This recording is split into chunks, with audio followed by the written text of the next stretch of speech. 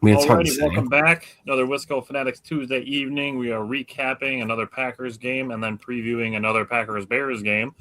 So today we are recapping the Packers' loss to the Broncos. Obviously, we'll get into what they lost besides just the game, but we'll also recap the rest of the game, and then we'll preview the Packers and Bears matchup for Saturday night. So we're going to hit the intro and get started.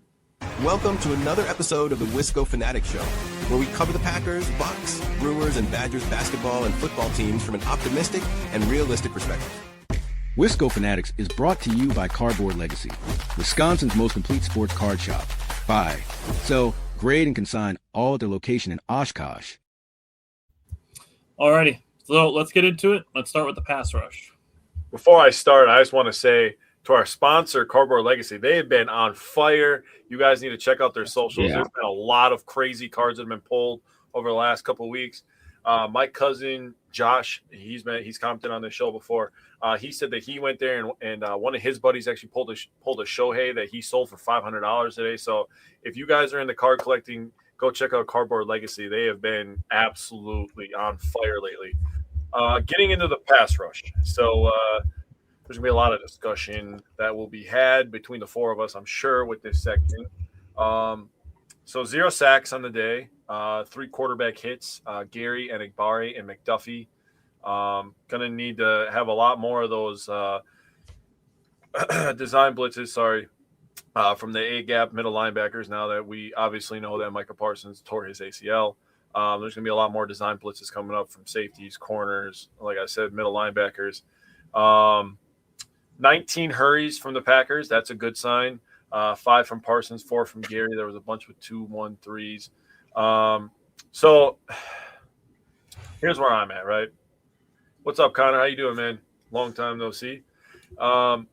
So we know Parsons, this pass rush section was basically me talking about Micah Parsons for a majority of the year, and rightfully so. He was the heavy lifter in that group, right? Micah Parsons is good.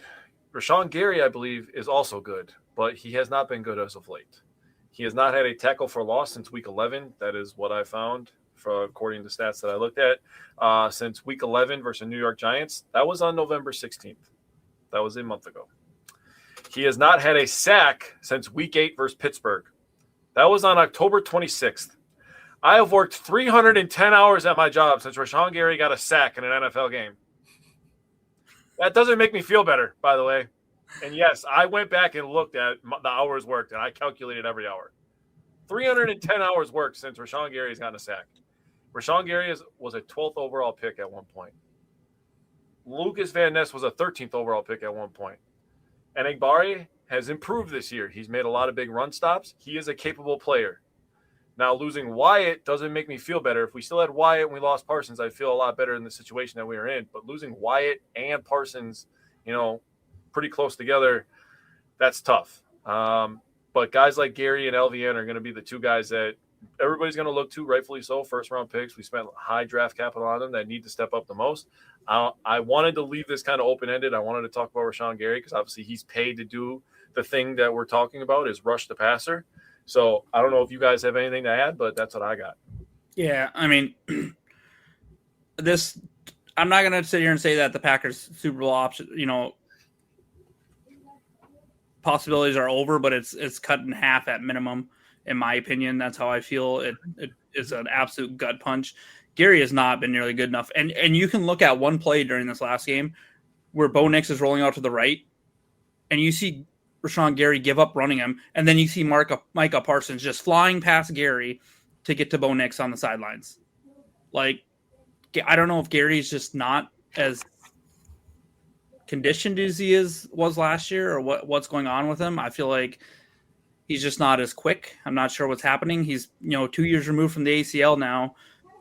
And I don't think that's indicative of what happens after an ACL injury, because you can look at Adrian Hutchinson, you can look at Adrian Peterson, you can look at all these other guys. They're just as explosive after an ACL. Christian Watson, Christian Watson, all these people are saying, "Oh, he'll never be the same." Come on now.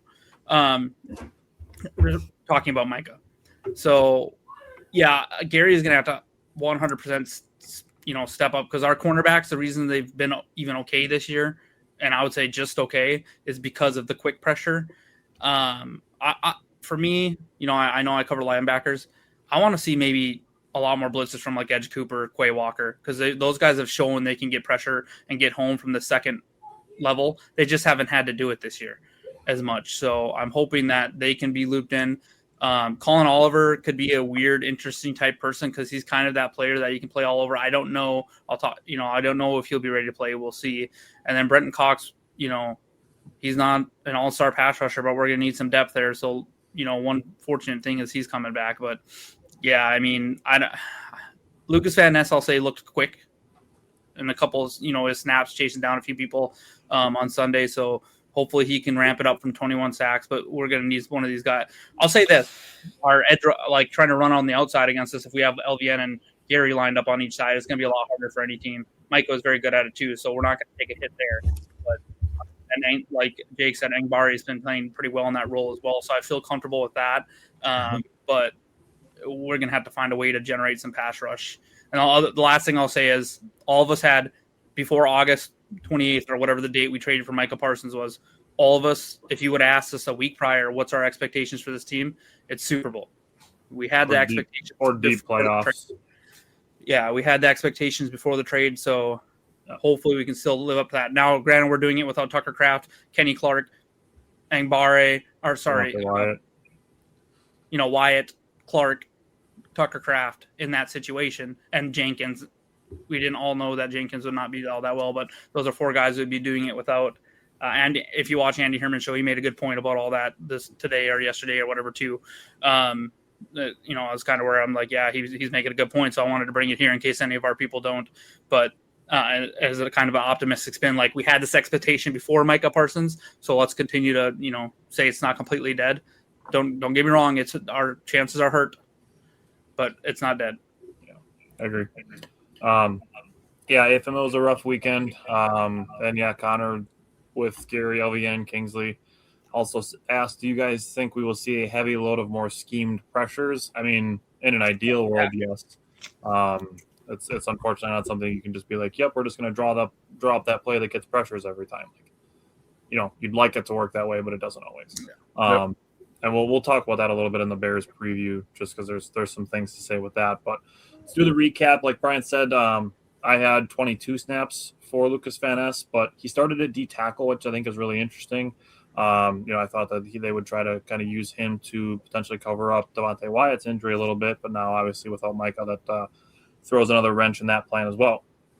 I would say the losing Micah is obviously devastating, coupled with the loss of Devontae Wyatt.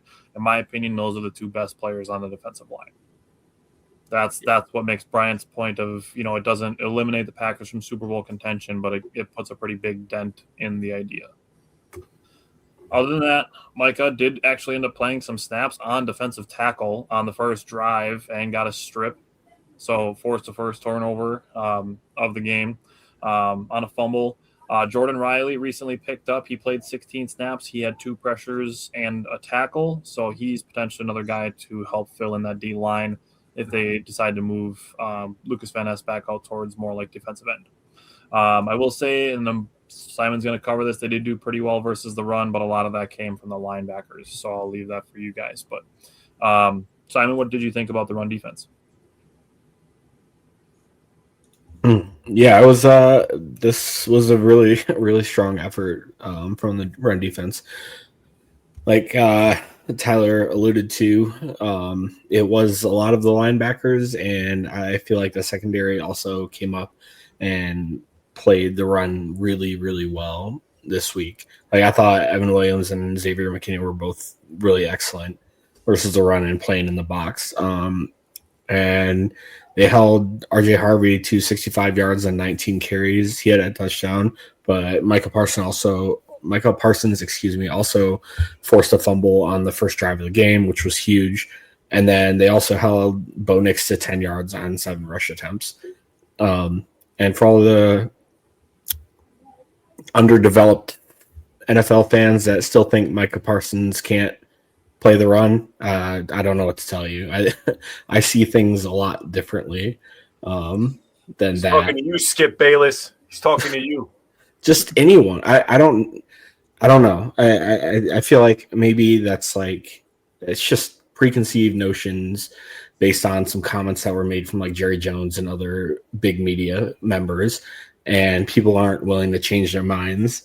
And I mean, you can't, without sitting them down in front of a film room and being like, look, I don't know. It's hard to smashing an iPad in their face and being like, look at it. Jerry Jones did it to try to justify his trading of Micah. Yeah. And we've seen over and over again that it's just not true. Yeah, and this year's been completely different. And I don't know if it's like a difference in scheme between what Dallas did versus what Green Bay's doing and expectations of Parsons, but he's been, I wouldn't say he's been elite or by any means, but he's been good this year. At the very least, he's been good. I would say very good. Yeah, I'll even go as far as say very good, but he's been way above what people talk about where they think he's at. And it just, I don't know what to tell you at this point. Connor said it too. Fans took Jerry's comments and ran with it, even though it's not close to true. Yeah. The thing about that is it's easier to just take somebody's word than to do some work and develop your own opinion. Yeah. Unfortunately, that's common in a lot of aspects. Yeah. Or I mean, at the very least, like if you just generally don't know, it's okay to say you don't know either. Like I'm not gonna, dog on you too much. But on top of that, Broncos only forced one missed tackle on running plays, huge, and they had a long of 8, which is huge. Overall, they ran the ball 31 times for 89 yards. Like I don't think you can ask much more of their run defense than what they did versus the Broncos. Yeah. All right. Brian, linebackers and tackling. Yeah, I mean, linebackers, it's been the same story all year, right? Good in run defense. They definitely did a good job in run defense, and then just not that good in coverage. I'm back to the Isaiah McDuffie probably doesn't need as many snaps as he gets. I mean, I'm going to be honest. He just sucks in coverage. No. It's cool because now that he says this, Isaiah McDuffie's going to go ball out this week. Isaiah McDuffie, if you're watching, you're a bum. Right? Reverse psychology. I like it. Like, I swear, it's like he'll drop in coverage. He'll either drop way too deep or not deep enough on the given play. I've watched him look at a wide receiver, watch him stand there, and then just stay in his spot. And then the quarterback zips because guess what? All the quarterbacks in the NFL can throw the ball 55 miles an hour. Zip it to him, and then it's like, oh, first down. But he gets the tackle right away, so it's like, oh, good job, Isaiah. You're right there, and you didn't allow any yak. No, pressure him a little bit and make it a tough catch. I'll say I thought Cooper had had a couple tackles for loss. The one play was awesome. Quay Walker was fine. He's kind of flying all over. But, I mean, as far as tackling, I guess if they talk to CV about wrapping up, he just doesn't care. Like, I don't think he was going for a pick six because he was behind the guy on that play. Like, so wrap him up and just hit him right there. So, and then the couple chances that we got to get Bo Nix down, we didn't, make that count. And so it hurt a little bit, but overall, I don't think missed tackles were the reason we lost this game. Mm-mm. How do they do on 3rd and 4th down defense, Jake?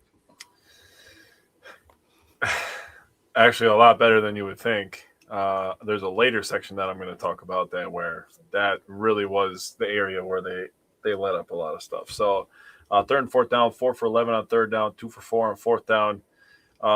In the first half, 2 for 6, forced a fumble. We talked about that from Micah. They only had 2 attempts from 3rd and long. So, I mean, you would like to have a little bit more of that.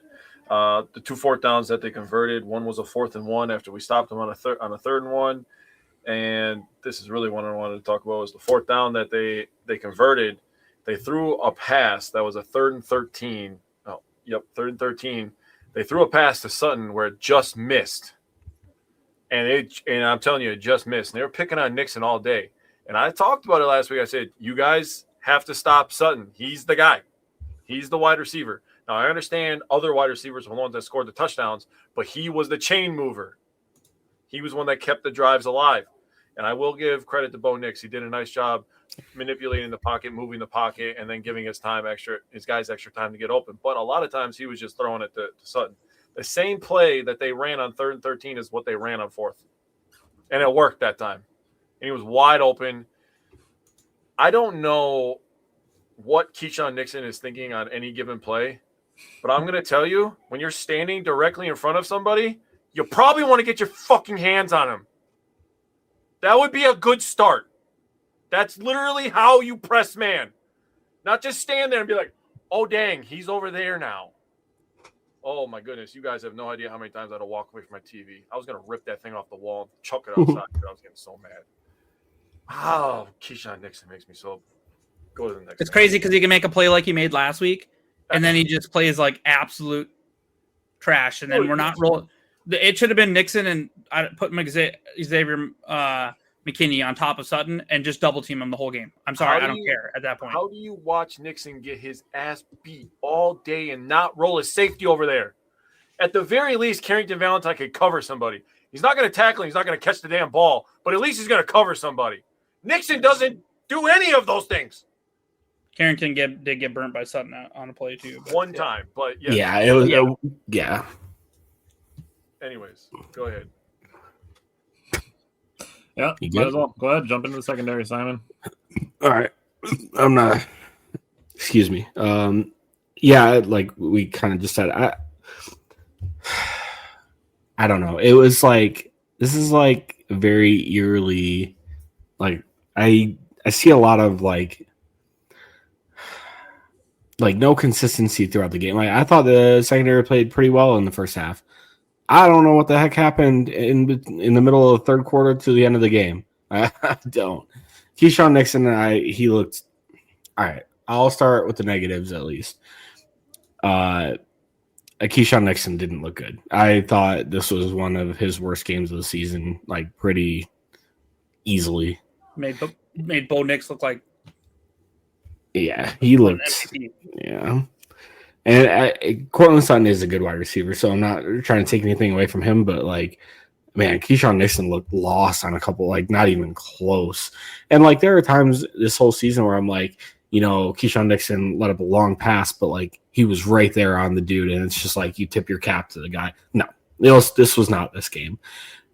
He got burnt a few times really badly on like double moves and stuff, and it was tough to watch because it always, and I know we just talked about like the third downs, like they didn't do well, but like, dang, did we have them in like some nasty spots and throughout the game, and it just seemed like they were converting over and over and over again. The numbers don't speak to what maybe I saw, if that makes sense. Oh yeah. And it was really tough to watch. Valentine, he got burnt once, but I don't feel like he had a terrible game. He did drop an interception, and then he forced an incompletion. It's just, man, you guys PFF credited with 2 dropped interceptions. I thought McKinney had a chance at 2 of them. The first one might have been a little tough, so I get them not counting it. But the second one, he should have absolutely came away with that long ball. He baited Bo Nix so bad, and just didn't come up with it. So if we pick off even half the balls that hit our cornerback safeties in the hands, this looks like a complete different game. My bold prediction would have been true. Yeah, bro, think about the whole season if we hang on to half of our interceptions. Yeah. I just looked through all the games, and PFF has us credited with 6 drops interceptions. Seems light. I thought so too, without going back and watching every single game. But I believe it if someone said closer to 10. Dude, seriously. Yeah. I mean, there's 4 this game that you could arguably say you should have caught. McKinney's good enough to catch the one on the sideline. Yeah. I agree. I count it as a drop, but it is what it is. I thought Bullard had kind of a tough game too, both in run stopping and coverage. I thought this might have been his worst game in weeks, if not the season. On the bright side, I thought McKinney played a really solid game overall, and Hobbs had 11 snaps. He didn't allow a catch in his direction. I thought he was pretty good in coverage. McKinney didn't allow a catch in coverage either. And I think those were the two bright spots. But yeah, Valentine and Nixon had a pretty tough outing. Connor wasn't a fan of Nixon on Sutton and man coverage either. And Yeah. that's something we'll get to the coaching aspect of it when we get to the preview. I have something from Matt LaFleur. Okay. Nixon just is not good enough to be a number one cornerback in the league. Alrighty. Jake, red zone defense. I do not want to talk about this. But we allowed the Broncos to go 4 for 4 in the red zone. First attempt, they ran one play, a 3rd and 3. It was a 20-yarder from Nix to Bandy, touchdown. Second attempt, they ran 4 plays, 2nd and 5 from 3 plays, my fault. 2nd and 5 from the 17. Nix hit Franklin for 10. 1st and goal at the 7, 2-yard run, and 2nd and goal at the 5, touchdown pass. Third attempt, 1st and 10 at the 16. Harvey had a 2-yard run. 2nd and 8 at the 10. Nixon touchdown to Sutton. Fourth attempt, 1st and 10 at the 15, incomplete. 2nd and 10 at the 15, 7-yard run by Harvey. 3rd and 3, there was offsides by Anigbare. The 1st and goal at the 4, Harvey touchdown. We allowed Bo Nix to go 4 for 5, 49 yards, and 3 touchdowns in the red zone. That is where he dominated the game. Now, he was very good, like I said, manipulating the pocket, moving, giving his guys options, but he was very accurate in the red zone. Played on time, and the Packers just didn't make enough plays in the red zone to win this game.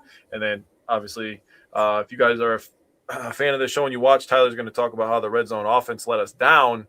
So the red zone between the 20 and the goal line was where this game was lost for the Packers, in my opinion. Yeah. All righty. Brian, how'd you feel about special teams? Yeah, I mean, good job by McManus making all his kicks. I don't know what else you could really ask for. Nothing crazy. Mims had one good return early in the game. Other than that, we were pretty good in coverage. Mm-hmm. Whelan had the one terrible punt. I'm sorry. You can't be punting from like the 50-yard line kicking in the end zone, because then why did we even punt? And actually, I think we were on their side of the 50, and then he kicks it to the end zone. Like, just get it to the 15 or 10. Like, come on, man. You're an NFL kicker. Like, other than that, I don't love seeing Emmanuel Wilson being the one getting all these kick returns. I'm sorry. I've said this several times this year. I know you guys say we need Nixon as cornerback. I don't think it's like, I'm not saying I want him to go and get injured, but I stick him back there because where he's burning, he's not hurting, helping us as much at cornerback. He's helping us a little bit. He's made a couple plays. Don't get me wrong. He made an amazing play, heads up play last week to seal a game for us. But it's very small spurts that he does something like, let's go Nixon, like great play or whatever. Put him back there where he can impact a game. The fact that all we said was, it's going to suck because everyone's going to kick away from him or whatever the prior 2 years. And all of a sudden now everyone's pretty much forced to kick you to your returners. Are they giving you ball at 35? Now we're not putting him back there. Fine. And you know what's going to happen if you put Nixon back there? They're going to kick it to Bo Melton, which is fine. It's better than Emmanuel Wilson. If anything, just put him back there as a decoy. And if they want to kick it to him, fine. Let him kick it to him because he might take it to the house on you. I'm sorry, I don't trust Emmanuel Wilson to be able to do anything because you watch him run the ball, and there was one real egregious play running the ball where he just runs right into the offensive line instead of going left to the huge hole. Not trying to get ahead of everything, but so I'd like to see Nixon put back there, to be honest. Like, hopefully Savion's back. He would have been limited today, but I do not like Emmanuel Wilson returning kicks, and I feel like that was weird. At this point, we need a spark or something. Put freaking Nixon back there and let him take one to the house. Alrighty. I would say one particularly bright spot, Simon tight ends. Yeah, it sucks seeing Wiley get hurt pretty early in the game. I think he only ended up with a couple snaps. But I thought the tight ends had a pretty strong showing. I will say negatively, Fitzpatrick and Musgrave both had a drop this game, which sucks to see. But outside of that, Musgrave had 4 catches for 52 yards. Fitzpatrick had 3 for 18. I thought they both contributed pretty well in the pass blocking game. I thought they both did an excellent job helping out early. So overall, this is what the tight ends should look like, in my opinion, the last couple of weeks. Yeah, I agree. Brian, wide receivers.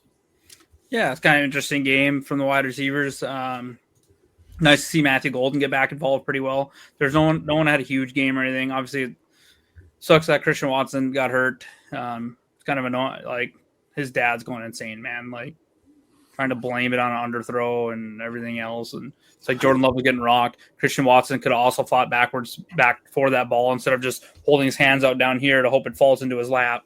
He could have, gone to the ball or reached out for it. If it wasn't like a, top 1 or 2 tight end or cornerback, it's the best cornerback in the league to let that ball travel to him. But I mean, you got to see like before you're lining up, you realize that that's number 2, like that's Pat Surtain. So and a little more the funny part was I've seen, this week that basically Christian Watson's dad was like, "Good, let him line up 1-on-1 with Surtain." I'm like, "You're an idiot." Like Christian Watson's very good. I mean, Watson did beat him. He did.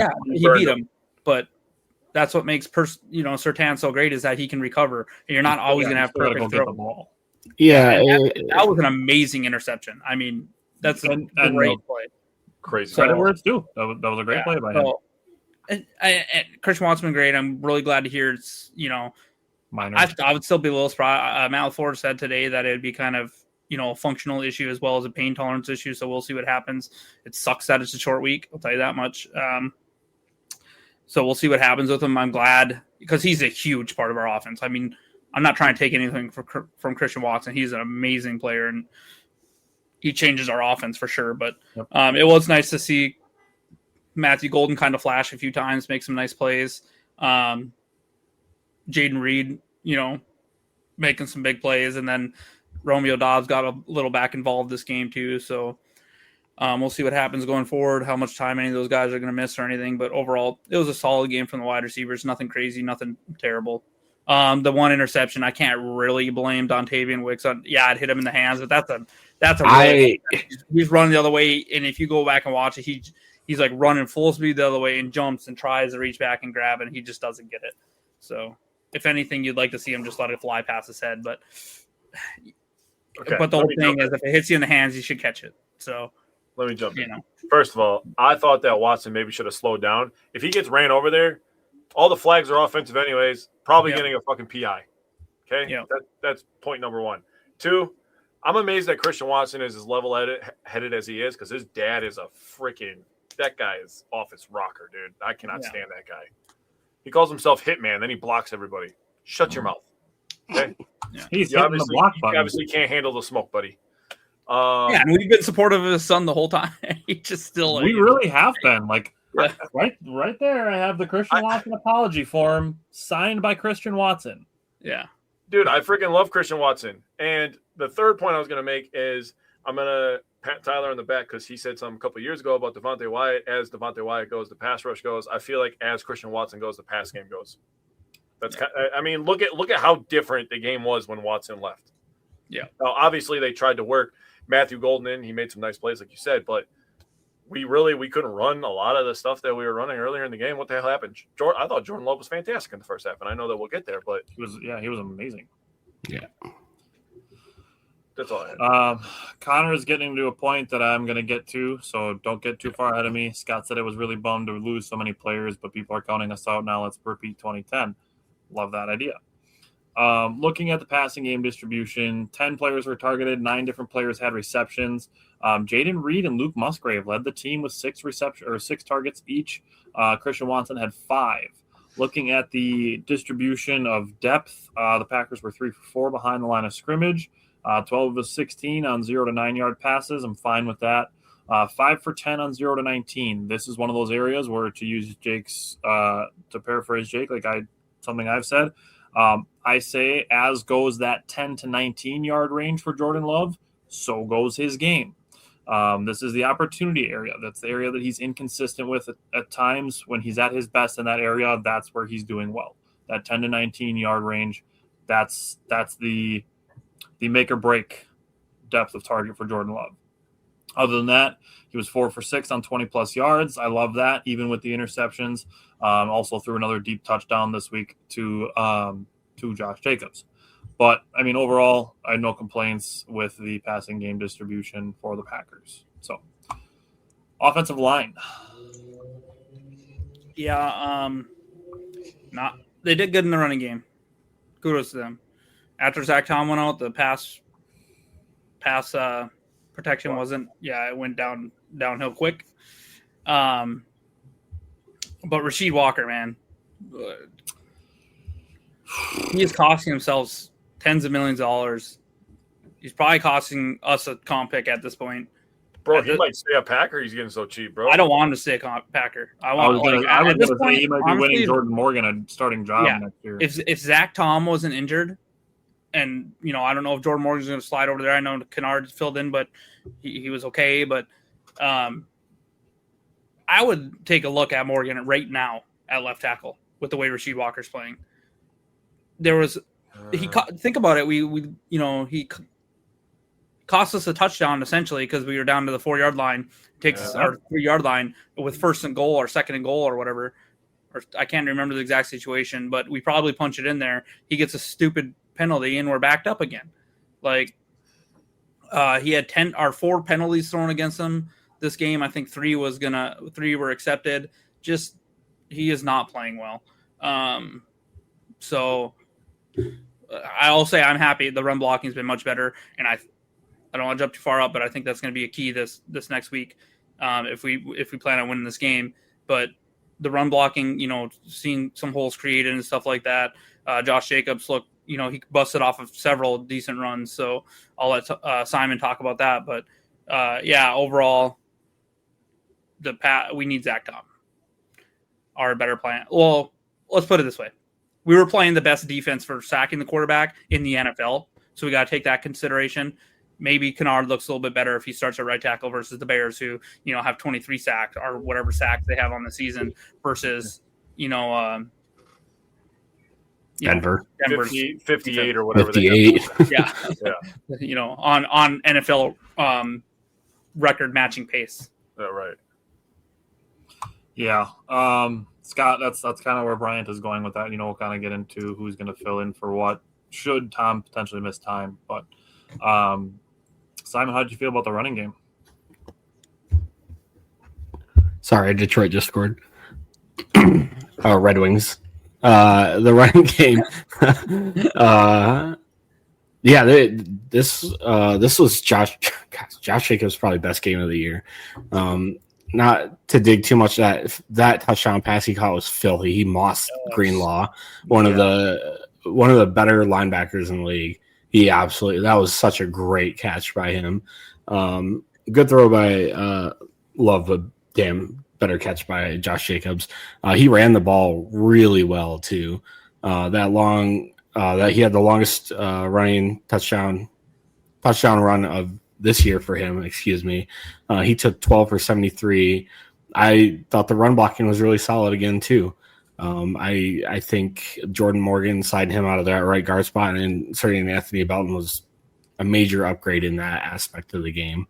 I thought Jordan Love looked really good scrambling the ball too. He had 29 yards on 3 carries, and he picked out some really good times to run the ball on. And I think that's one of his parts of the game that has really upgraded this year is when he chooses to run and what he can do with it.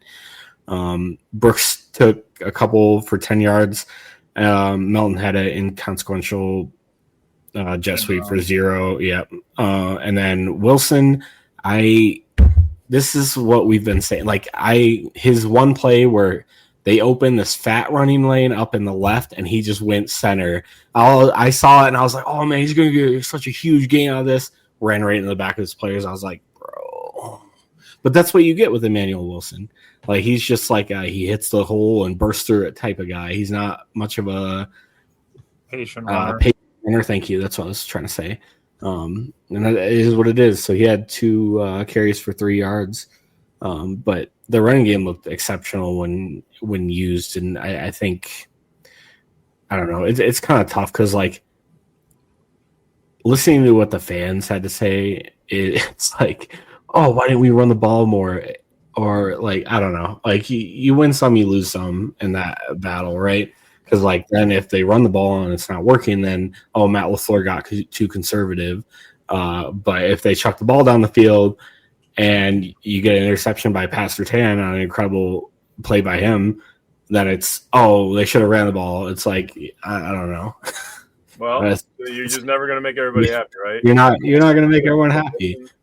Some weeks you won't make anybody happy. Yep. And Steve brought up a good point. Those shot plays help the run game. It absolutely does. If you're afraid of it, I mean, how many times do you have to hear us or other Packers shows or just NFL discussion in general hear the phrase "take the top off the defense"? Yeah, I mean, it's hard to argue against Jordan Love, who I know people kind of crap on him for the deep ball, but I think he's been pretty good this year with it. You're not going to be 100% on deep balls. That's just not how NFL passing works. Yeah. But Christian Watson's also been pretty incredible on the deep ball as well since he's been back. So, like, why bet against something like that? Just, but run game good this week. All right, 3rd and 4th down offense. I thought they were all right, actually. First half, 3 for 6, and they got a touchdown on a 3rd down. They averaged 4.6 yards to go, so not bad. You're living good, right? You get into the second half, they were 3 for 7. They had an average of 10.7 yards to go. Probably not where you want to be when you're going against a defense that's probably going to set the sack record. That's literally where they want you to be. Yep. I will say that Love picked up some pretty crucial ones. He picked up a 3rd and 4 where he found Golden for 27 yards. That was a really nice throw, really nice catch. Golden looked really nice on that play. He got sacked on a 3rd down. He picked up a 3rd and 13 by running for 24, as we mentioned. And he also picked up a 3rd and 9 throwing to Golden for 10 yards. So Matthew Golden was really, really good on 3rd downs, I thought. He's going to have like the opposite of a sophomore slump. I think he's going to be a riser next year. He's gonna get a lot more opportunities. He's going to eat next year. He's going to take all those Wick snaps. He's going to take all those Romeo Dobbs snaps, and he's just going to turn into an absolute beast, I think. So all the people that are down on him right now, I want you to stay on that side because I think he's coming. I feel like a lot of people, especially from our fan base, just want to see more of him. I don't think anyone. Well, that's not true. I've seen some, but most people see a lot of what Golden can do, and they just want to see more of him. I think it'll come. I think next year there's plenty of opportunity around. I don't think we're retaining Dobbs. Someone's got to take those snaps. Steve, I would say his injury probably has a lot to do with it. Yeah. I mean, that's why he was limited in the first matchup against the Bears, and obviously he was out for several weeks before that. Yep. So I would say as the season has ramped up, then getting injured, it makes it hard to develop chemistry when Love and Golden have only played together for a handful of games. And some of those games were the games where I had problems with the way that Matt LaFleur was coaching and calling some of those games and being a little bit too conservative and not having the training wheels taken off. So I would say those are all the factors that contribute there. Looking at red zone offense, I think Jay kind of alluded to this, saying that this is where the Packers were, letting down themselves and potentially losing the game here. I will say the Broncos have the number 1 red zone defense in the NFL. So that's worth mentioning. It's not like, you just get to exert your will on the opposing team. They have a say in it. And the Broncos are the best at having the say in it. That said, there's more to it than just the Broncos being good defensively in the red zone. First trip to the red zone, the Packers have a 1st and 10 at the 12-yard line.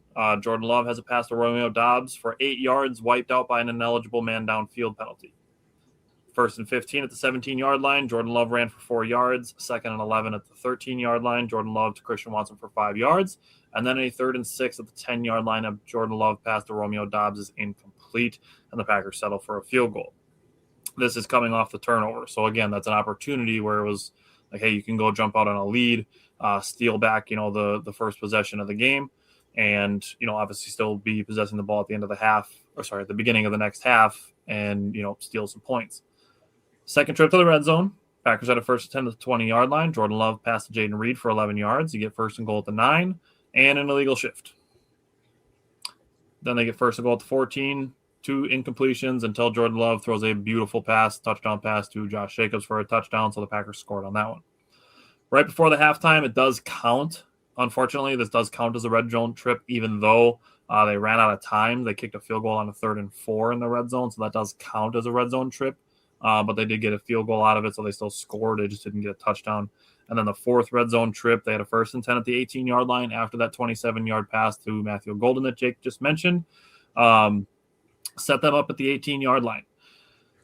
Ran for a 1-yard loss, had 2 incompletions, and kicked another field goal.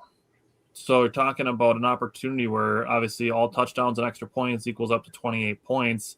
And I would have liked to see the Packers walk away with at least 20 and have 2 touchdowns, 2 field goals. I could have lived with that. But walking away with 1 touchdown and 3 field goals and taking 16 points out of a possible 28 is a rough way to go, especially when you're losing the game by 8 points. Yep. So there's a big opportunity there. I understand even if you say they score, that extra touchdown and, they score those extra points, it doesn't mean that the Packers automatically win. It changes the way that the Broncos play the game, but it does affect the final score absolutely. Looking at coaching and time of possession, I'm going to jump in on this before we talk about Jordan Love, just because my biggest takeaway from the coaching staff is that this Packers team needs to be penalized less. 11 penalties, 10 of them accepted for 72 yards. Like Brian said, Rasheed Walker was credited with 4 of them. Belton and Fitz each had 1. Kingsley and Egbari had 2. Javon Bullard had 1. And Isaiah McDuffie had 1. Looking at what these penalties meant for the Packers, one of them cost Josh Jacobs another touchdown. One of them was on the Packers' final drive that stalled a drive that made it harder for them. They had a 1st and 15, so made it farther to go to try to move the ball down the field. And another one stalled a drive that ended up leading to a field goal. Then you look at the defensive penalties. 3 of them, in my mind, helped the Broncos score touchdowns. Giving the Broncos an offsides, Kingsley and Egbari, an offsides, giving them a 1st and goal inside the 4-yard line instead of 4th and 3 at the 8. That's 4 points. You talk about, if you get those extra 4 points on one of your red zone trips and you take away those 4 points there, you're looking at a 30-30 game. Yep. And then you don't have to get a touchdown at the end of the game. All you have to do is get into field goal range. So there's opportunity there. That's what makes this kind of frustrating, where it's like, yes, even if the Packers didn't lose Micah Parsons, they still could have lost this game. But even with losing Micah Parsons, they still could have won this game, or at least had a chance to go into overtime and then have a chance to win it. Yeah. So that's my biggest takeaway as far as coaching is concerned. They did overcome a couple of those penalties, like the one with the illegal shift. That one was called on Fitzpatrick. That is what it is. They overcame that one, still scored a touchdown on that drive. Other than that, time of possession was almost dead even, so there's really nothing to take away there. So we can jump into Jordan Love, and Simon, I'll let you go first. Give me your thoughts on Jordan Love. He had all right. We talked about both the interceptions. I think the second interception was on Wicks. I know it wasn't the best throw.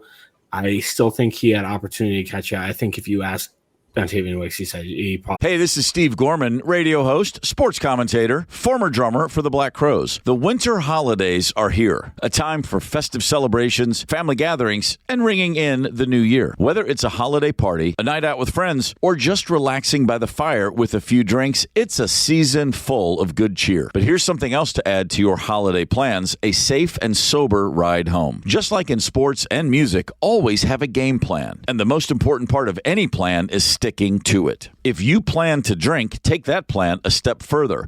Call a rideshare, a taxi, a sober friend, or have a designated driver lined up before the night begins. Drinking and driving is a decision that can change your life and the lives of others forever. A DUI, a crash, an injury. The consequences are real and lasting. So please, for your sake and for everyone else on the road, make the smart choice. Get a sober ride home. Drive sober or get pulled over. Paid for by NHTSA. I say he should have caught it too.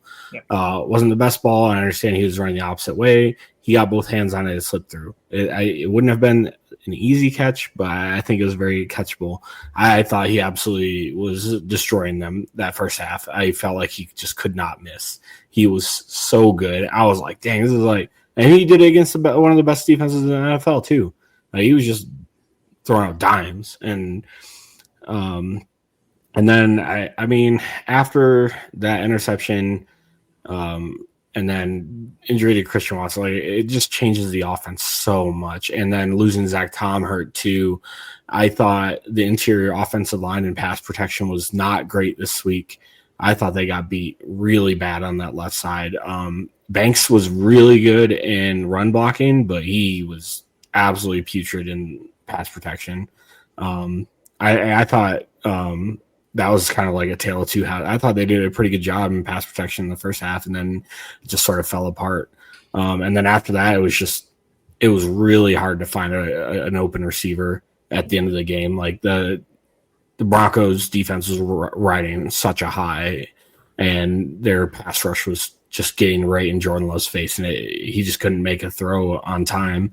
But overall, like, I thought it was very encouraging what we saw Jordan Love do when he had enough time to throw and the receivers are getting open. Also, Golden absolutely cooked Riley Moss like all game. I don't know. He does not have the speed to keep up with him.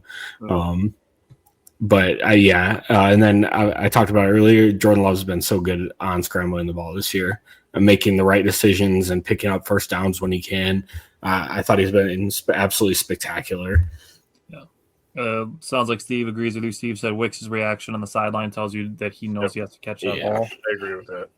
And then said that Love's pocket awareness is such an underrated element to his greatness. That's absolutely true. I had this conversation actually with somebody the other day. Like, he's one of those guys, and I would put like a Dak Prescott or like Justin Herbert in this conversation of guys that can run, but it's not the first thing they're looking to do. Like, they keep their eyes downfield and then kind of feel out when to run. I know a lot of people don't think about him this way, but I also feel that way about Trevor Lawrence. Yeah, Trevor Lawrence, I agree. Athletically, Yep. He can run pretty well. He doesn't do it that often. Yeah. Off topic, that team is on fire right now. Yeah, they look good. Trevor Lawrence has looked really good. Their defense is good. Yeah. All right. Brian, how did you feel about Jordan Love? Yeah, a couple balls behind, like we talked about with the Wicks, a couple other throws, but overall, I feel like once the momentum, like, it was like a cosmic shift in reality when that injury happened. Like, we're up at 9, feeling like we're about to go in here and take this game from 11-2 team. The Rams are having trouble with the Lions at the time.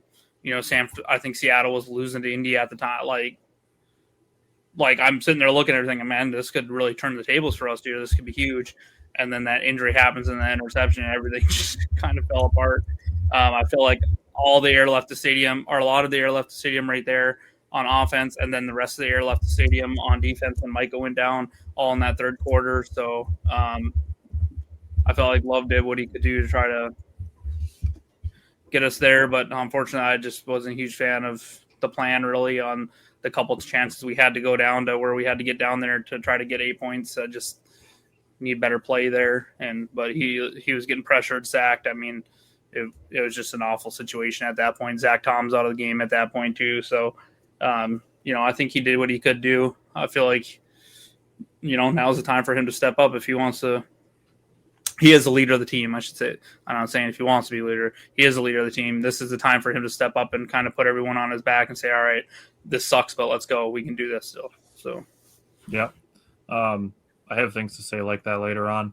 To your point on pressure, he was pressured on 21 out of his 40 throws. Yeah. Talking over 50% of the plays that Jordan Love was under pressure. Denver does that, but Jordan Love completed 10 of those 21 passes and threw both of his interceptions in that situation. You look at when he's kept clean, like Simon said, he's really good when he's kept clean. When there's no pressure on him, he's surgical. He's 14 for 19. That's 73.7% when he's kept clean. So that includes passing against one of the best defenses. So if you just keep the pocket clean, Jordan Love will pick you apart. And unfortunately, the Packers weren't able to do that very much. Steve will definitely get to that as well. But looking at it, you guys both mentioned Zach Tom. To me, that was a blood in the water moment for a team full of sharks. That's how I felt about that. Obviously, losing Christian Watson is a bummer for your passing offense, but like I just said, keeping Jordan Love clean, Jaden Reed and Luke Musgrave were the guys that led the team in targets this week. So I'm not saying you didn't need Christian Watson, but he had other guys to throw to. Matthew Golden is another example. Like there were guys to throw the ball to even without Christian Watson in the game. Zach Tom to me was the blood in the water moment for the Broncos pass rush.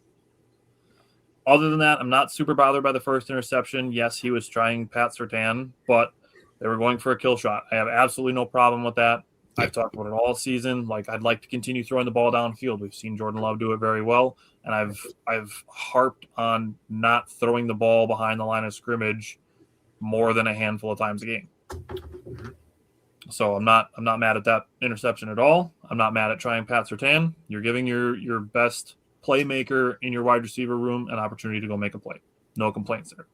I did want to give Jordan Love credit for after a special teams penalty started the Packers at the 3-yard line. He ripped off 2 huge gains for 26 yards apiece to get the Packers moving on that drive. So I wanted to give him credit for that. But Jake, is there anything else you wanted to add on Jordan Love? Yeah, pinpoint accuracy in the first half. He was so good in the first half. That was like, oh, yeah, this guy is top 5 quarterback. This is the guy that we've been talking about last couple of weeks. Toyota thought Jordan Love is here. Second half, I still think he made some plays, especially some clutch plays. I talked about that on the third downs. I thought he was still good. Obviously, the 2 picks doesn't look great, but when you add context to it, it makes a little bit more sense. Last thing I'm going to say, there's no goddamn way in hell you ever let your quarterback get punked like that ever again. Oh yeah, with no freaking way. I watched that happen on the Packers sideline, and nobody started fighting for the quarterback. No, hell no. We fighting. We are fighting. What happened? I must have missed it. What's his name? Push his head in the ground. Yeah. Early in the game with no penalty. Not happen ever again. I mean, the ref was back towards him. They were never going to call him. But I agree with Jake. They should have beat the crap out of him. I don't give a shit about the ref. Somebody off the bench better come out there and protect his quarterback. The old line, what are you doing, bro? Where is Josh Sitton and TJ Lang when you need them? Hell no, that better not happen again. Hell no. That pissed me off when nobody stood up for him. Remember the play? This was the run the table year, 2016, 10 years ago. Rodgers runs a touchdown and against the Titans. We're getting killed. Everybody's fighting in the end zone. You do not hit my quarterback like that. That's all right. Greenlaw got punked later in the game by Josh Jacobs, so it made up for it. No, that did not make up for it. That better not ever happen again. I'm serious. I hear you. Jump out the stands next time, Jake. You got it. Dude, put me on the sideline. I'll fight him. I don't give a shit. I might get my ass whooped, but I'm going out there. Jake might be the guy to punch somebody wearing a helmet on their head. No, that makes me laugh every time I see it. They just need to choke him and then wait for the other play or for Greenlaw to smack him. There you go. Yeah. All right. Go off, King. Steve said, "Go off, King."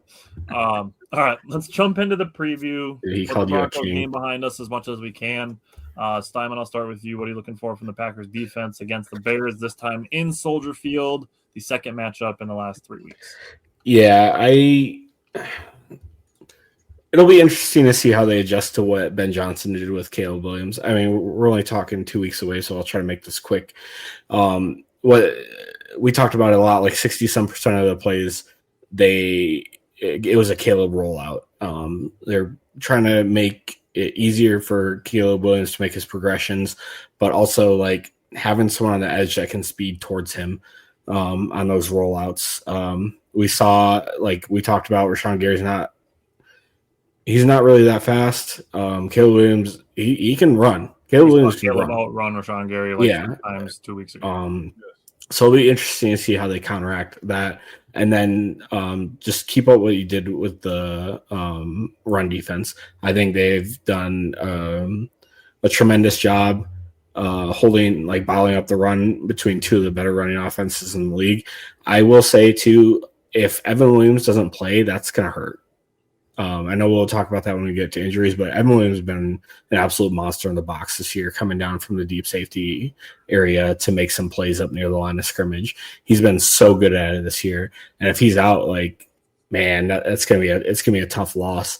So hopefully, interior defensive line can step up their game a little bit. Edge Cooper's been good the last couple of weeks, and run defense as well. And then we'll see what happens. It looks like Luther Burden and Rome Odunze are probably not playing. I don't know about Luther Burden. I know he got hurt or whatever. I'm not sure what his status is. So, like, DJ Moore doesn't scare me with his -4 yards. Colston Loveland, I know we kind of talk crap about him, but he's been pretty good the last couple of weeks. Actually, the last few weeks. And so we're gonna keep an eye on him as well. Bryant, what are you looking for from the defense? Yeah, I think it all starts again with now. Caleb Williams looked decent. He looked decent against us. This one thing I'll say that really sucks about Liza Micah is I feel like the Green Bay was about to put Micah on the side that Caleb loves to roll to and say, "Here you go, good luck," because that's where Caleb seems to be making all his damn plays. So if I'm Green Bay, I'm sticking, I don't know, Quay Walker or Edgerrin Cooper on that play and say, "You spy Caleb Williams the whole time, and the second he rolls out, make sure you have someone to cover the tight ends because that linebacker's job is going to be just scream at him, go hit him, hit him 15 times this game in that situation. Just continue to put him on the ground because they just need to. He's going to want to roll out. It's like that's where he makes all his plays. Everyone's like, "Oh, look at the amazing throw he made to DJ Moore." Don't get me wrong, it was a good throw. It was an ill-advised throw. He got lucky that was intercepted. That was a terrible throw in my opinion. Like he threw that into a ton of traffic. Yeah, so. He's going to throw a couple up probably. We need to hopefully our cornerbacks will catch him. But if anything, the first thing we need to do is get someone out there to spy because he wants to roll out. Don't let him do that. Yeah. Then after that, it's just slow down the run game, which we did a decent enough job of it last time. So I think we just need to slow down the run game and then dial up some blitzes and just don't let him run outside the pocket. And when he runs outside the pocket, there should be a linebacker the linebacker shouldn't care what's happening behind him for a tight end or anything. That should be someone else's job, like one of the safeties. Just scream straight at Caleb and make him make a play. So I just, for the defense, we just need to slow down the run and then do something about those stupid outside rollouts that Caleb was making all his plays on, and I think we'll be fine. No offense, Scott, but I really don't care about Bears fans' opinions. What do they have something to say about that? I guarantee it. And I think it's kind of crazy. We open this as favorites this week. That's the first thing I was going to say, dude. We're freaking favored on the road back-to-back weeks. This one without Micah Parsons. I said that to you yesterday, Tyler. Yep. And Steve made a good point. We didn't have Micah for the past 30 years either. True. All right, Jake, what are you looking for from the defense? Yeah, so third down defense. We're 17th in the NFL in conversion rate, 39%. 17th on the road at 40%. Third down offense, the Bears are 5th in the NFL in conversion rate at 44%, but they dropped down to 18th at home, so that's weird. Red zone, we are 24th in the NFL. Touchdown only percentage, 62.5, so that's not great. That has to get better. Bears offense, they're 5th, 59%. So red zone is going to be very key. It was last week, obviously. I talked about that. Contain. Have to contain Caleb Williams. His best ability is his ability to escape pressure. He is very athletic. He can make throws off platform. If we do some blitzes, they have to get home. And I wrote down, for the love of freaking God, can our DBs catch the damn ball? Please. That's what I got.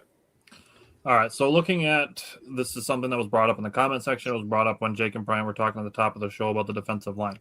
Lucas Van Ness now steps into a massively evacuated role, as does Kingsley Enagbare, who had some bad penalties last week. Lucas Van Ness was already basically looking at starting at D tackle last week, was already going to be kind of the guy who's going to be seen to be filling in for Devontae Wyatt. Now without Parsons, you have essentially two, like I said, your two most important defensive linemen vacated due to their injuries, their season-ending injuries. So the other guy that Brian brought up is maybe Warren Brinson. So now if we're looking at potentially putting Lucas Van Ness back out onto the defensive end part of the game, you're looking at Carl Brooks and Colby Wooden and saying, you guys are auditioning for jobs. If we don't get more from you, I think, and I'm not saying that this is what the Packers would say to those two, I think they're going to look at replacing those guys in the draft next year. We're seeing the defensive line depth tested. That's what these guys were drafted to be. I'm not saying these guys were drafted to be starters, but we've seen them do good things. Colby Wooden in his play diagnosis and Carl Brooks in the pass rush. We've seen these guys do good things and flash. Now is the time that we need you to step up more than ever. If you can do that, you are winning yourself jobs and money in the future. If not, prepare to be replaced. That's where I'm at with Carl Brooks and Colby Wooden. Yeah. I mean, they're both fourth-year guys anyways, right? Right. Yeah, Right. That's where I'm saying. Like, That's exactly what he's saying. Yep, I agree. Yeah. Yep. Brian, what are you looking for special teams? Yeah, it's a windy city, so just be prepared to kick on some crappy turf. Jake will talk about the weather. I don't think the wind will be too much a factor. Hopefully, this game just continue. It was nice to see. Like, I was nervous when McManus was rolling out the first 50-yard plus touchdown in a while, and he drilled it. And then you look good on his other kicks. So just keep that rolling. And then I feel like we've really been battling field position the last 3-4 weeks. We need to do something to where we're kind of winning the field position battle. And that kind of goes back to I don't love Emmanuel Wilson returning kicks. I think we need to stop just touching people on special teams. Just let them run. If they're going to make the tackle, fine. But as soon as you touch anyone, I swear how many times you see every NFL game, some defender running down the field just dives forward and they're like, oh, block in the back, even if they didn't get touched. Yeah. So it's just every damn play. And even on the one that pushed us to the 3-yard line, the guy swats the ball back from the 11 or 12-yard line to the 6. And then you can't do that. I don't even know what the hell they were thinking there, like why they put it at our 3-yard line. But just play a solid. Special teams have been very solid aside from the penalties, but they're going to throw penalties every chance they have on special teams. So just short the blocking a little bit. I'd love to see him put Nixon back there. It's not going to happen, but hopefully Savion Williams is back this game. And then, just continue to do what you're doing and make your kicks. Dude, I literally texted Tyler on Sunday. I said, dude, we cannot run a special teams play without a fucking flag coming out. Yeah, you can't. It's just, I watch other games, and I'm just like, holy shit, they ran a kick return. There was no flag throw. That's pretty weird to see. Yeah. Okay. Offense. Simon, what are you looking for from the Packers offense? Yeah, it'll be interesting to see what's up with Christian Watson. I honestly hope he plays, but I hope he's healthy enough to play, if that makes sense. Like I want him. I don't want him like rolling out there with limitations. Maybe he can run a bunch of decoy stuff, take a bunch of guys with him downfield on some plays. But if he's just like not healthy to go, I get sitting him for another week. I don't know exactly what his injury was. I saw chest, which I thought he broke his collarbone at first. That was my first thought. So it's good to hear that he's like kind of up in the air at this point. I will say we need another strong run game. We'll see what happens with Josh Jacobs. I think they said he didn't practice today on the walkthrough or whatever, but that's what they did last week, and then he ended up playing anyway. So I have a feeling that's kind of what's going to happen this week. He's going to get a ton of rest and see how his knee goes again.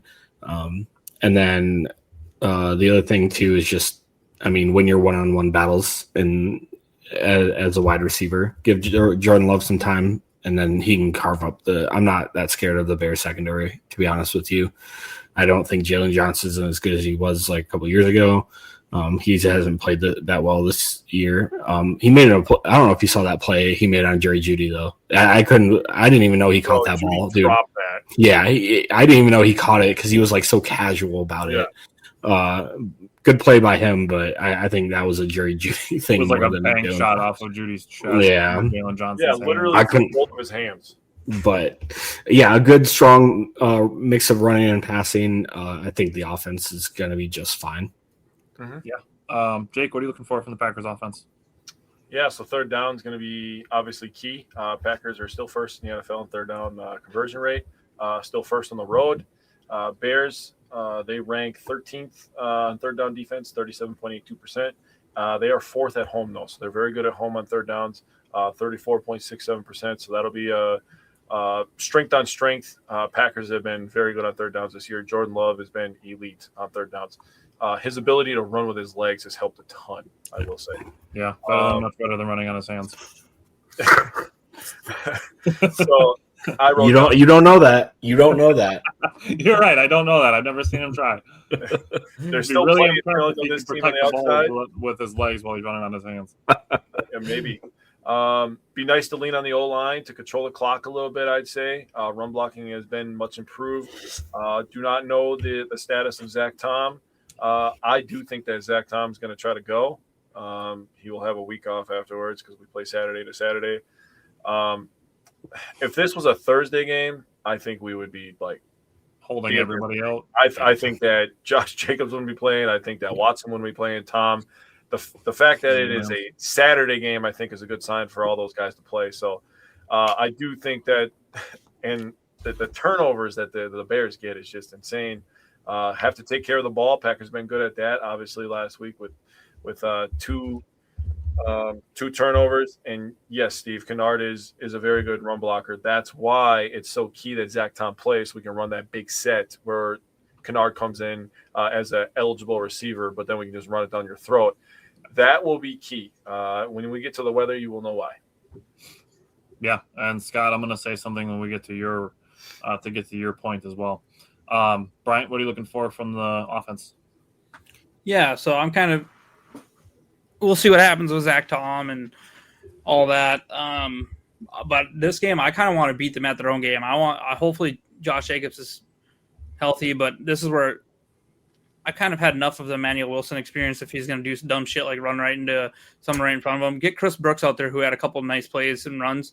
Yep. And I want to run the hell. They're one of 4 teams in the NFL that allows 5 yards per carry or more. Run the ball against them.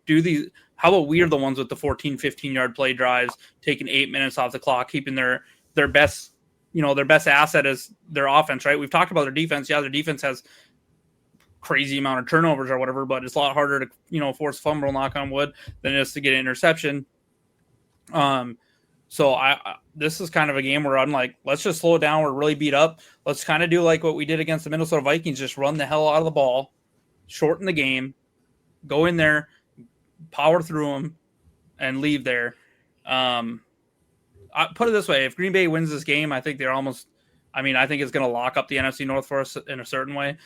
Even if we lose this game, if we beat the Ravens and the Vikings and the Bears lose to San Francisco and the Lions, which is very plausible. Yes.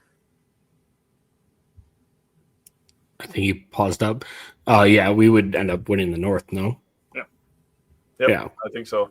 Yep. I think obviously if they win this would game, actually help us. Okay, am I back? Yeah. Yep. Okay, sorry.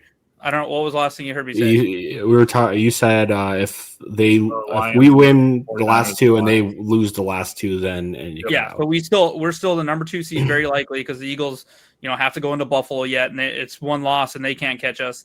So there's a lot ahead of this team, and if you're asking me right now with the injuries we have, trying to get that second seed is hugely important. And yeah, I know we'd have to go if we can take care of our 2 games at home, we have to go on the road to LA. Well, guess what? LA is going to be a 50-50 crowd if we end up in LA. So, 60-40, bro. Yeah. So what we need to do is there's so much in front of us right now if we can go in there and take care of business and do what people say we can't do. So, offense, you got Jaden Reed, run some of those end rounds that actually started working and run the hell out of the ball and get Josh. If we need to get Jordan Morgan on the field and then have Kennard be the 6th in those situations, do whatever you need to do. I feel like this is one of those games, like if we can run, a few 14, 15-yard play drives and score touchdowns on those, that it's kind of going to really wear down Chicago's defense, and their offense is going to be a little dejected because they're sitting on the sidelines. Yeah, I can see that. For me, I am looking like Andrew is saying, like to see Matthew Golden get more than 5 receptions. I haven't been a super force the ball to Golden person. In fact, I've been pretty adamant on keeping the ball spread around because it puts pressure on the defense that they can't key on one single guy. So I'm not asking for Matthew Golden to get 8 targets this week, but he was 3 for 3 last week with 55 yards and drew a pretty crucial defensive pass interference penalty. I think he's earned a few more targets, whether that's 5 targets this week, whether it's 6 targets this week, I'm okay with that. I think he's earned some opportunity there, similar to how Bryant is talking about Chris Brooks as far as carries are concerned. He has earned some touches just by the way that he plays on special teams and pass protection. He has earned some carries. And obviously when he's gotten those carries, he's done decent things. So, in my mind, he's earned some of those opportunities. That's how I feel about Golden. And then looking at last week with Luke Musgrave and Jaden Reed leading the team in targets with 6 apiece. Those guys did well with their opportunities. I think it's still weird to me that Luke Musgrave can't catch a ball in stride, that he has to fall down every time he catches the ball. But I mean, as long as he's catching the ball, it's fine. As far as the depth is concerned, Micah's injury affects the defense, but the offense should keep rolling, keep slinging. Steve said it's hard to think about any of the Packers getting more than 5 catches. They just spread it out 5 targets. Yes, and absolutely, I agree with that. The Packers are number 7 now with their bad week in the red zone. They are dropped down to number 7 in the NFL at 64.7% touchdown percentage. Chicago is number 22. They just held a team to 3 points, and they are still 22nd in the NFL in red zone touchdown percentage that they allow at 60.5. So if the Packers can do something like a 3 for 5 in the red zone, that sets you up 27 points. That's the Packers' magic number. I think if the Packers score 27 points, I don't know that Chicago's putting that up against this Packers defense, so I think that puts you in a good position to win.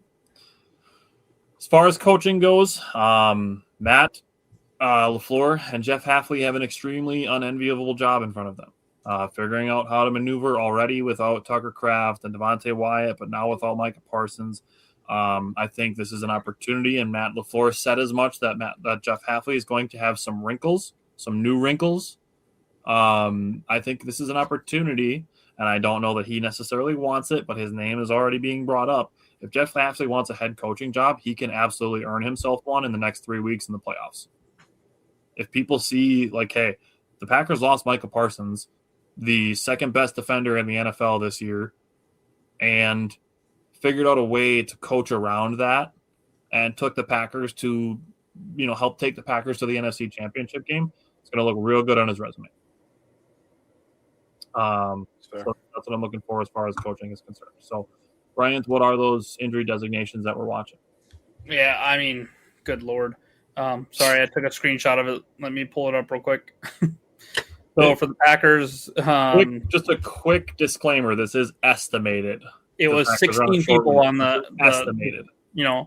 So Chris Brooks was limited. Brent Cox was full, so it's a decent chance he comes off the IR this week to replace Parsons. Matthew Golden was full participant, so he's looking fine with his wrist. Josh Jacobs did not practice. I think Simon is right on. They're probably doing what they did last week with him. Darian Kennard was limited. Marshawn Lloyd is done for the year. I think he's done. He's done for the year. As a Packer, dude. I don't think he's done as a Packer. We get nothing out of cutting him or anything like that. But I think we let him come back to spring training next year, and hopefully he can stay healthy and they can figure out what's going on with him. I mean, he'll for sure go into training camp and stuff next year. There's no reason for them not to. Yeah. So Colin Oliver, it'll be interesting. I still feel like they're just going to shut him down and not have him play this year, but. You never know now if they've seen something out of practice where hey, he can outfill this kind of role where he moves around. I'm not saying he's Micah Parsons. No one's Micah Parsons besides Micah Parsons, but he would have been limited with a hamstring, so that's not a great sign. Zach Tom would not have participated. I know Zach Tom said he was feeling good or fine, so we'll see what happens for the rest of the week. Lucas Van Ness with his foot would have not participated. I have a feeling that's more like they were just resting him. Christian Watson would not have participated. Josh Wiley would not have participated. Dontavian Wicks would not have participated. Evan Williams would not have participated. For Evan Williams, he said it wasn't as bad as what caused him to miss 4 weeks in college, but it sounds like it's a 1 to 3 week injury, so I don't expect him this week, unfortunately, even though he's super important. I don't think he gets on the field. And then Savion Williams would have been limited, so that's the Packers. And then for the Bears, the two big ones to watch. So Rome Odunze apparently re-aggravated his foot before the game during warm-up, so that probably does not bode well for him playing this week. And then Luther Burden, who's been actually really good for them, making some nice plays. he rolled his ankle or hurt his ankle, so we'll have to see what happens with him.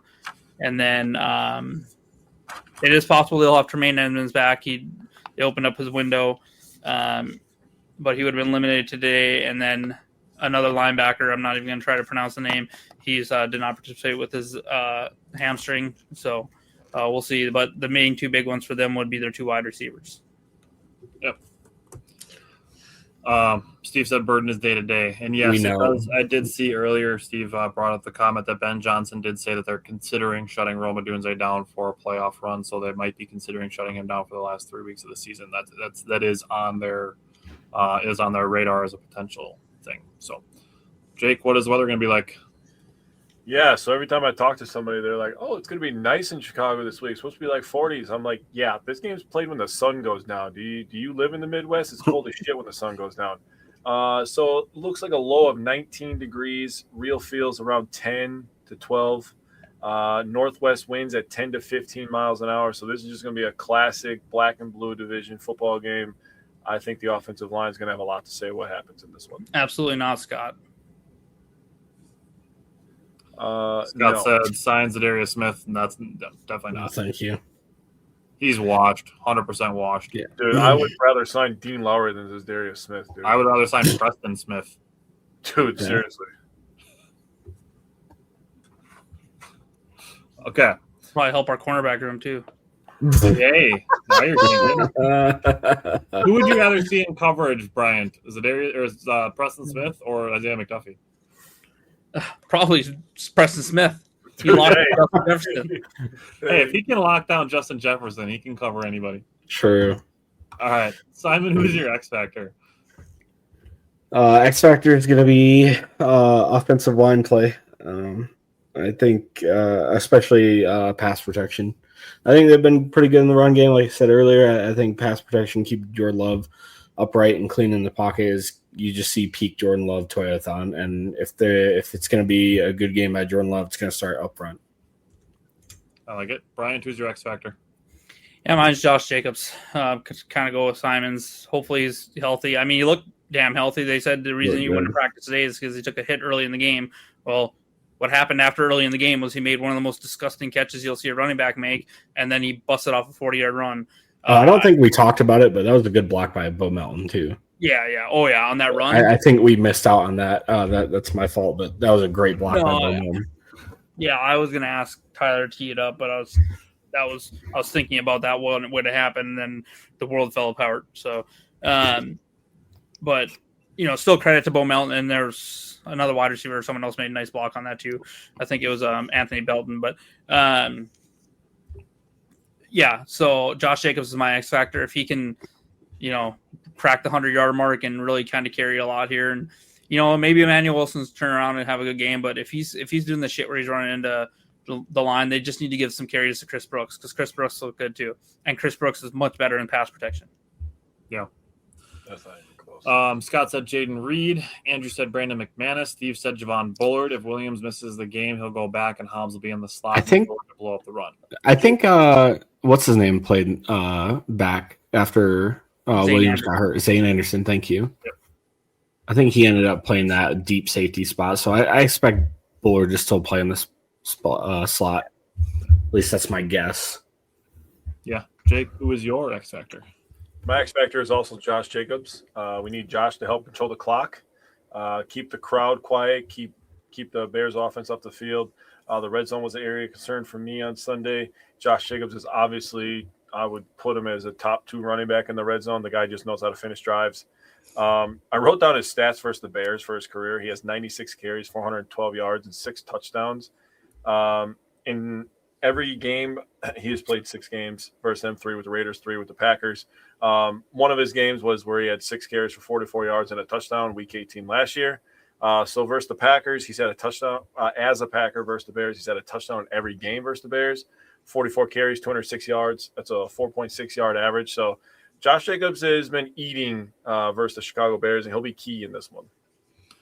So I went with the middle linebackers, Quay Walker and Edgerrin Cooper, and this is to Brian's point, talking about spying and covering Colston Loveland. So I think if the Packers, and to potentially help their pass rush, can play maybe with 5 defensive linemen at times to help, obviously, get more pass rush, but also to potentially help stop the run of Chicago. And you say, hey, Quay and Cooper, you guys are arguably our 2 best defensive players. Obviously, Xavier McKinney is in the back. 2 best defensive players left in the front 7. Let's say it that way. And say, hey, between the 2 of you, whichever way this play is going, one of you is going to be taking Caleb Williams and one of you is going to be taking Colson Loveland. And interchanging the 2 of them in that type of situation. So those 2 chasing around those 2 from Quay and Cooper to Caleb Williams and Colson Loveland. All right. Simon, I'll let you go first. What is your score prediction from the head? I mean, I still think we have a really good shot against Chicago. I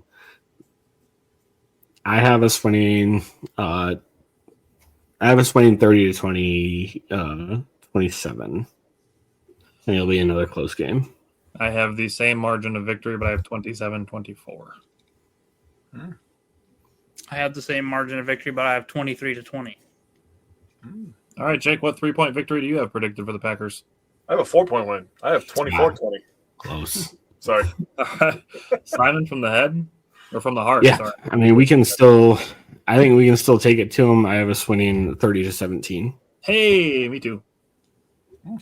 I'm pretty close. I put our magic number, though. I put 27-17. I have 34-17. Damn. Hell yeah, I'll take that. I think if we run the ball, I think we could beat their ass, honestly. Yeah, I do too. If we take away their running game, like if we get up quick on them, I'm not confident in Caleb's abilities at all. Well, the thing about the Bears is, like, first of all, they run the ball good. That's good. They do. They win a lot of close games. That's not sustainable. We've obviously seen it with the Vikings a couple times. And they force a lot of turnovers. That's something. Those are 2 of the major things that are not sustainable, especially in the playoffs. So I think they could easily lose a 1-score game. If they don't force the turnovers, we saw it in the first matchup. We kind of took it to them a little bit. Yeah, I think all the pressure is on the Bears for this game. Absolutely. If we go into there and beat them in Chicago, after all the injuries we've had, after all the shit they said, after they only lost by 1 touchdown, they almost flew a banner that said we only lost by a touchdown. This game wasn't about winning. It was just about proving we could hang with them. I'll give you my bonus, Simon says right now. I have put that the Bears fans have a mental breakdown after this game. If we go into Chicago and beat them, social media is going to be a must-read for hours on end. And the compilation of the fans like losing. You might literally see divorces after this game. Broken televisions for sure. They'll be doing the Cowboys tradition of breaking their TVs. They'll say, There'll be a lot of domestics in Chicago on Saturday night if we win this game. I'm telling you. Domestic disturbances is what it is. Disturbances. Yeah. Yelling only. Television breaking. Scott said Hart split with the Bears, 28-24. I mean, that's not outside the realm of possibility. Like, none of us are going to say that just because we have, we predicted scores to favor the Packers. It's not going to shock anybody if the Bears win this game. Yeah. Steve said, cue the Breaking Bad gif. He can't keep getting away with it. Yeah, it's really is. We're like and it's the same thing. After week 1, Lions fans are like, just wait till we see you on Thanksgiving. Yeah. Just wait till we see you on Thanksgiving in Detroit. Yeah. Bears fans just only have a 2-week turnaround. They had to wait. Lions fans had to stew for like 11 weeks. So Bears fans have only had to wait 2 to get their rematch. So their confidence is at an all-time high right now. So I just pray that we win this game because it's just going to be glorious. That would be great for the vibes. Yeah. Dude, if they go in and win this game, the Packers, dude, like you're thinking about the Bears, they're trying to take that next step. We are like the final boss for them for the next step. Yeah. Honestly, if you think about it, like mentally. As far as the regular season is concerned, absolutely. Yes. Yeah. All right. Jake, give me your first, Simon says. That's cool because I have 3. We doing offense first? Because I'll do offense first. Sure. So offense, I have 36 minutes of time of possession. I think that would be something that would be really, really good. The Bears are 4th in the NFL in time possession, averaging 32 minutes and 7 seconds. The Packers are 18th, averaging 29 minutes and 46 seconds. It is what it is. They scored fast a couple times, so that kind of, hurts some things. But I would like us to possess the ball a little bit more in this one. This one feels like a possession game. I like that one. Bryant, do you have one for offense? Yeah, I 100% agree with Jake. For mine's different, but I agree with him. That's what I'm talking about. If we can really slow, kind of play their game this time, and like what we were doing earlier in the game is we were trying to, win by playing their game. Now I kind of want us to do this. I'm just run the hell out of the ball on them. But the funny part is I'm saying run the hell out of the ball. My bold prediction is the first 100-yard receiver game goes to Matthew Golden, and he gets his first touchdown this game. I felt like he started to come along a little bit last game. If he gets more opportunities with Christian Watson on the field, I could see him popping off this game and kind of cementing himself in Green Bay Packer lore as a rookie, like going into Chicago and putting some yards up on him. I like that one a lot. I swear we've had a 100-yard receiver, right? Or no, we had a 100-yard rusher. Yep. Just there was a Romeo Dobbs game where he had like 93. Yeah, I think Golden had like an 80-some yarder early in the season too. Yeah. Yep. So Tucker I'm going Kraft to is jump the in only on one the that's over offensive 100 part of this because Steve said it's a bold strategy, Cotton. I'm going to say that Love kicks off his first super hot, like run the table type moment. And I'm not saying that like the Packers are just going to like win out, but that Jordan Love goes on just like an absolute heater where he's like just MVP level games for like so many games straight. And I'm going to say 4 touchdowns. Oh yeah, I like Jordan Love a lot this game. Let me jump in real quick. This one's more of like a hope than a prediction. I want Jordan Love to run a touchdown in and hit the belt. Oh, that would be disgusting. I don't think he would do it. I don't think so either, but it would be disgusting. Oh, that would be so sick, dude. Talking about a mental breakdown, if he does that with like 8 seconds left in the fourth quarter and that's the game-winning play, I'm telling you, Chicago might burn to the ground. Yeah. Oh. Or to hear him yell, "I still own you." Or if he goes like this, like points down, like "I own you" or whatever, like or like puts his hand out and like does a signature. Yeah. Yeah. That'd be sick. All right, Jake, you got one for defense? I do. I think the Packers force 3 turnovers. 3. That'd be sweet. I like it. Bryant, you got one for defense? Yeah, I put that the defense rises to the occasion for Micah and gets 3 sacks, which is good against the Chicago Bears offensive line. I'm going to say one player specifically, and I'm going to say Rashawn Gary picks up the slack. He has 5 pressures and a sack, which, yes, is bold against Caleb because he does avoid sacks very well. Yeah. I like it. All right. Simon, you have any bold predictions you want to throw out for this week? I don't. I had a thing last night, so I had to hurry up and do notes before the show. Right.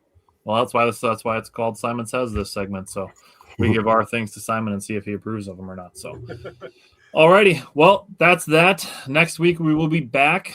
This is a reminder. This is a Saturday night game, but we will still be back next Tuesday to recap this Saturday night and preview next Saturday night. The Packers are on Saturdays for back-to-back weeks against the Chicago Bears and then against the Baltimore Ravens. So we'll have back-to-back Saturdays, but we will still be back here next Tuesday. So we'll see you guys then, and go Pack Go. Yes, sir.